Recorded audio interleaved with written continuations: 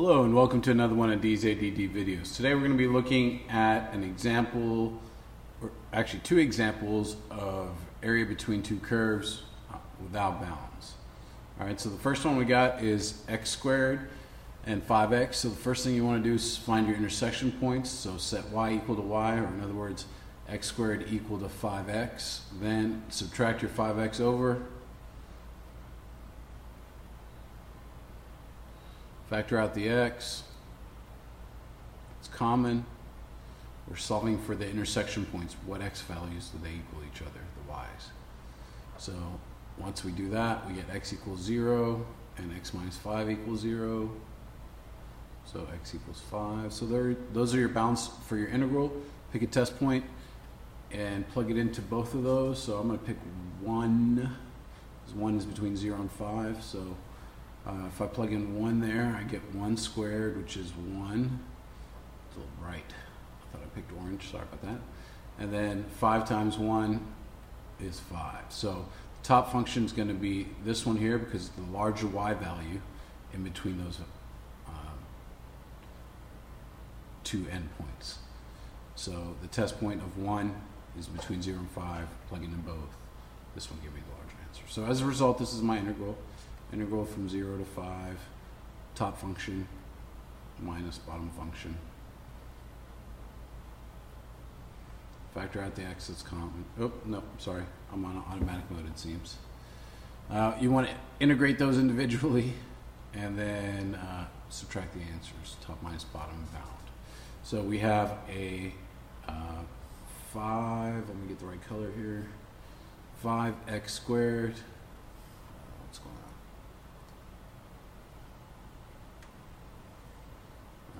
Alright, 5x squared over 2 minus x cubed over 3.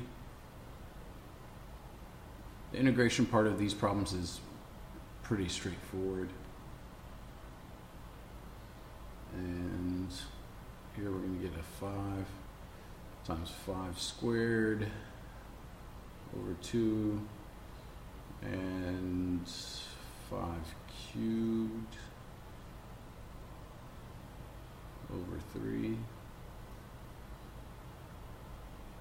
and then minus 0 because all that when you plug in you get 0. So here we have a 5 cubed over 2 minus 5 cubed over 3. These are getting to be big numbers. Let's see if I can locate my calculator around here somewhere.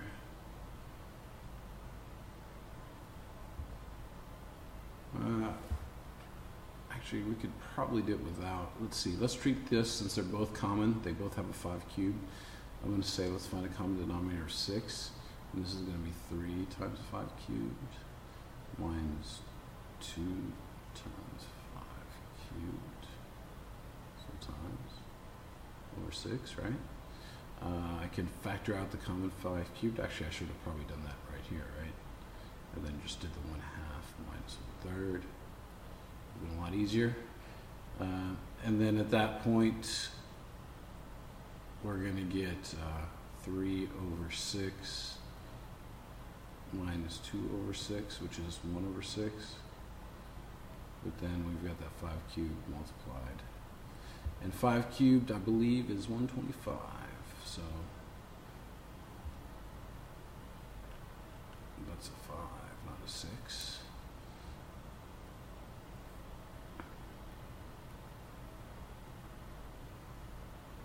And there's your area. Last problem, we've got x cubed and 16x. So again, y equals y. X cubed equals 16x. Always bring it to one side, set it equal to 0. In this case, there's an x common. And then what's left, doing had over factor, I had x cubed. Oops, sorry, getting a little too fast for myself there. Ooh, I'm all over the place, it seems. Sorry. Let's slow down. This is what happens when you make a bunch of videos back to back.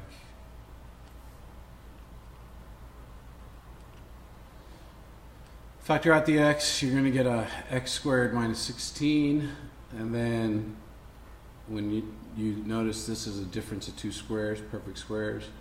And what I was doing here to get the x squared minus 16, you just take your had originally over your factor, and that gave me that.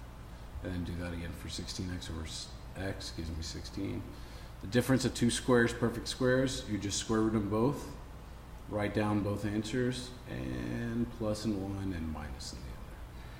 If that didn't make sense, just go back and review your factoring rules from algebra. So x equals 0, x is going to equal plus or minus 4 if you set those individually equal to 0. So we have 3 intersection points. What that means is we have 2 regions. So we're going to have 2 separate integrals. One integral is going to be from -4 to 0. The next integral is going to be from 0 to positive 4. We just don't know which one's on top. Is it the same top throughout the functions or what? So what we're going to do is we're going to plug in a number between -4 and 0. So I'll pick -1. So -1 cubed, this is for the x cubed function, is going to be -1. And then, what was the other function? 16x.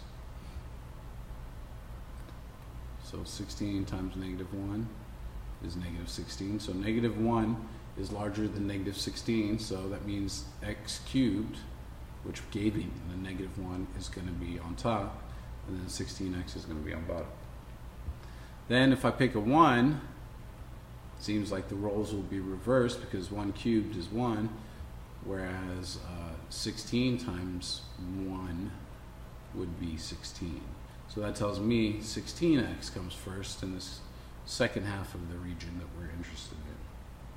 And then it's just integrating. The hard part of these is setting it up correctly. Top function minus bottom function. So that's going to be x to the 4th over 4 minus 16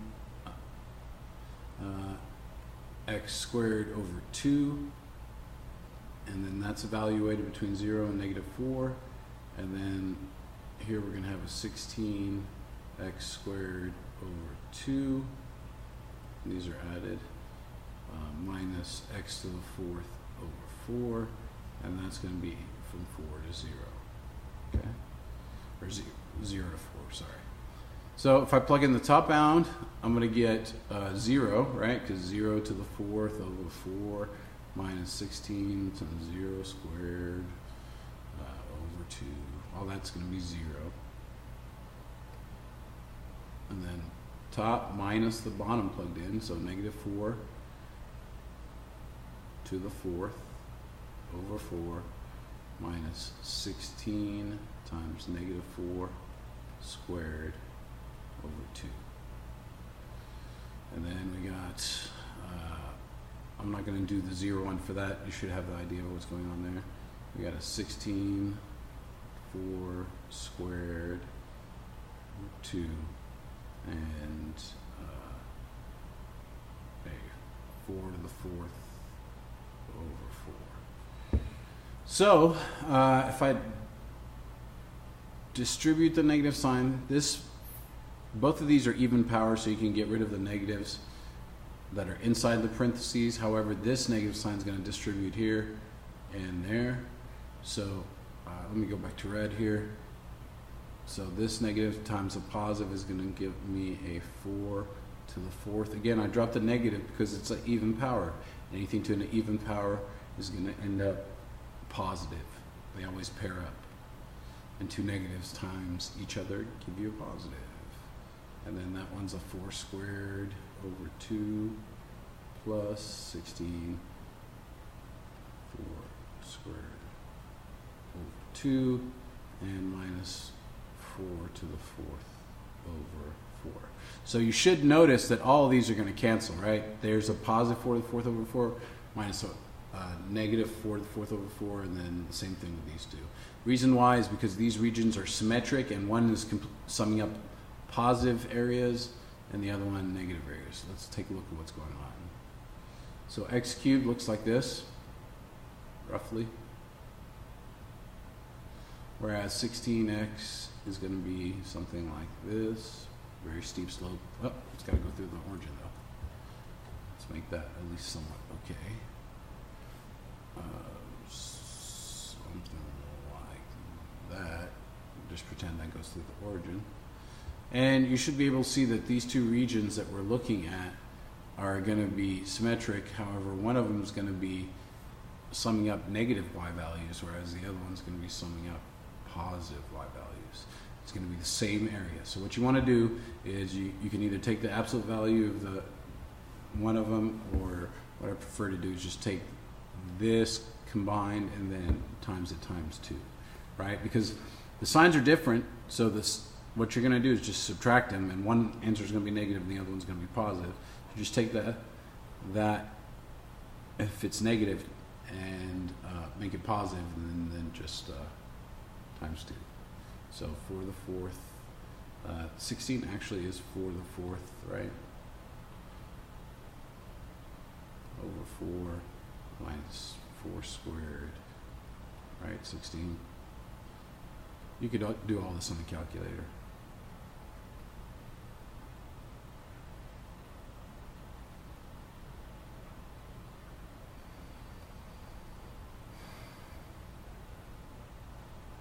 Common denominator is going to be 4, so I'd multiply that one by 2.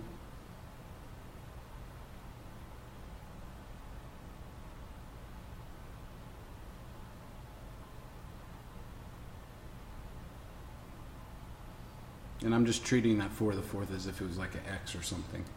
So I've got one of those, and oops, that should be 4. I've got one of those minus 2 of those would be a negative one of those, right? And I told you that, or to take the absolute value, you're not going to have a negative area. So what we're going to have here is a 4 to the 4th over 4, and that's just for one of these regions here. And it seems like the negative one. And 4 to the 4th over 4 actually can be simplified to 4 cubed, which is 64. And then if I take that times 2 for the second region, it's going to be 128. So you don't always need a calculator. You just need faith in your math skills. But the main point of this problem was that you're going to get sometimes multiple intersection points. So just know there's more than one region, and there's going to be multiple integrals present. And the roof might change as it did in this one, so the top minus the bottom might be different for both equations. Hope I've cleared up any confusion you might have. Practice, practice, practice. Thank you, and have a nice day.